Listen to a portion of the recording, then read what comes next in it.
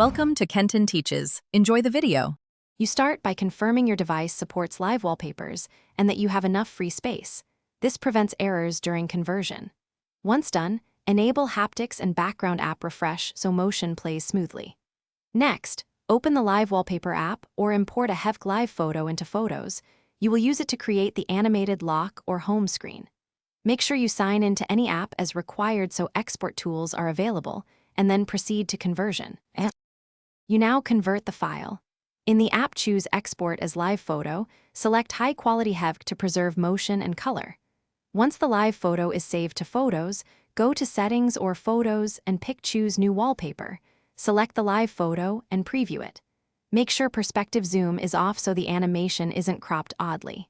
Tap Set and choose Lock Screen to keep motion active. If you want playback on home screen, use supported widgets or short loop. You finish by long pressing the lock screen to confirm the live photo animates.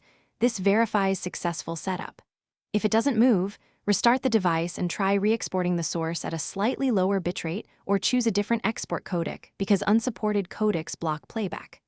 Once done, reapply the wallpaper and test again. Make sure you keep an original backup of the file. If problems persist, update iOS and the wallpaper app. Then repeat the conversion and apply steps. Thanks for watching. Please subscribe if this video was helpful.